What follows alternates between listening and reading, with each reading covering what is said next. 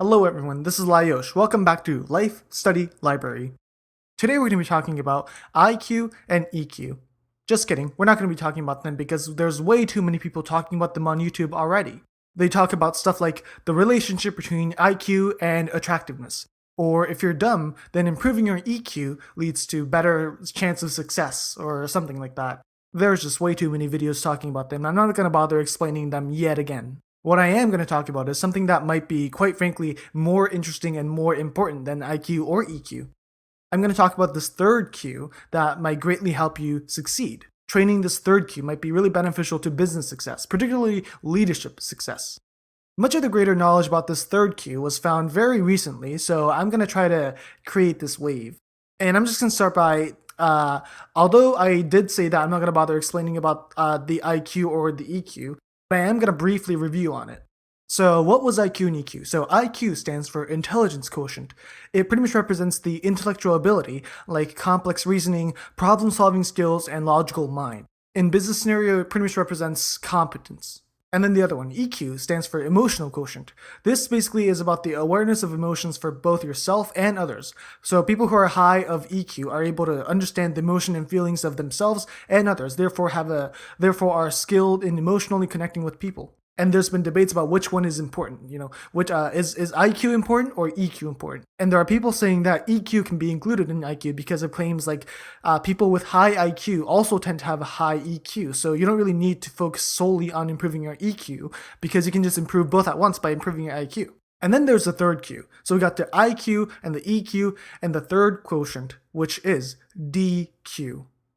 And it's not Dairy Queen. I'm so sorry. In this channel, I'm going to be talking about these interesting scientific and psychological information by implementing data from scientific studies. So if you're interested and want to watch more of my past and my future content, then make sure to subscribe to my channel and that'll make me very happy. And let's get going with the video. So what is DQ? The concept of DQ was found in 2019, very recent, by Duke University, which published a finding about this third quotient that is very important for leaders and business success. And this DQ stands for decency quotient. So this decency quotient is kind of similar to EQ, empathy, and the ability to notice the emotion and feelings of other people. But the one major difference between DQ and EQ is that DQ is about wanting positivity for everyone. Kind of confusing, but bear with me. So, not only the person who is high in DQ can understand the emotion and feelings of others and themselves, but they also genuinely care about the well-being of others and are empathetic and want the best out of everyone. Let's use an example in the workplace. Superiors or bosses who are high in EQ, emotional quotient, are able to notice other workers' feelings, but they might not care, or they might ignore these feelings. Having the ability to be empathetic doesn't necessarily make people empathetic. As a boss, I can totally notice my subordinates' feelings if I'm high in EQ, but I can also totally ignore or not discuss about those feelings because I'm, preoccupied with something and I don't want to get myself involved in another troublesome, stuff. As a boss or a superior in a workplace, I have this feeling as a default to want prosperity for everyone and my workers to be respected and valued. And another important thing about DQ, and which kind of makes it very convenient, is that you don't have to be highly skilled in noticing other people's emotions. You can be high in DQ by simply being enthusiastic about noticing other people's emotions. So pretty much the only requirement you need to be high in DQ, decency quotient, is to be enthusiastic about wanting to know other people's emotions. And now we're going to move on to the next question. Why does focusing on DQ lead to leadership success? The answer is quite simple. So by valuing and respecting everyone's well-being in your workplace, as the boss or the president or the superior of the company, it'll lead to you being respected by your subordinates, making them feel reassured that they are valued and respected and protected by you, and that'll motivate them and make them want to work the best for you. A good example of having a low score of DQ, decency quotient, in companies or bosses include many companies that followed the effects of the Great Recession that America had to go through. Many companies had to lay off workers at that time, but a lot of companies did so with no regard whatsoever to the workers who were fired. They didn't care. They didn't care about what happened after those workers were fired, about their family, financial standing. None of that were considered by the companies.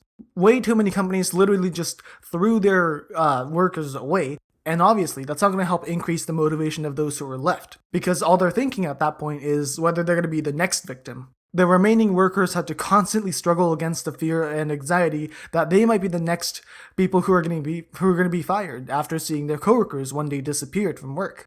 Okay, so that was the bad example. What was a good example of having a high decency quotient? A good example of business leaders or companies that embrace the value of DQ includes companies like Bank of America. They still had to lay people off the same way as every other company, but they did so in a more humane way that was more respectful of the workers. Examples include increasing severance pay for workers who were laid off to make sure they were on a good financial stance after they left the workplace. The company showed the workers that their effort and hard work was respected and appreciated.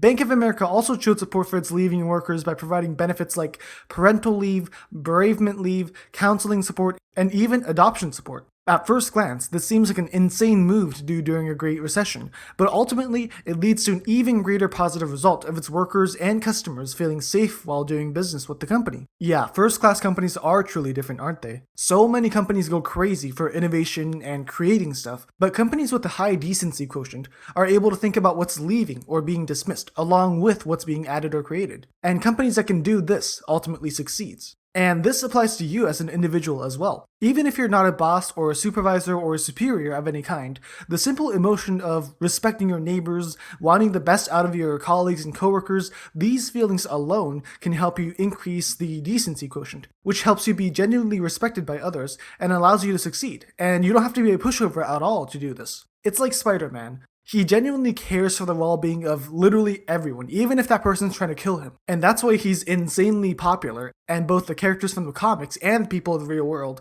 likes him so much.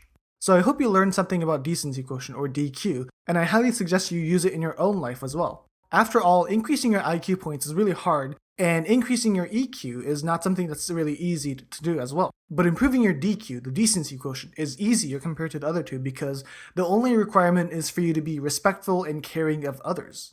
And by being respectful and caring, you might gain a lot more in return than you might have expected. So that was pretty much the entire story about the third Q, the decency quotient. I hope you enjoyed watching my video. If you want to watch more of my past and my future content, make sure to subscribe to my channel. You can find everything I said down at the description below.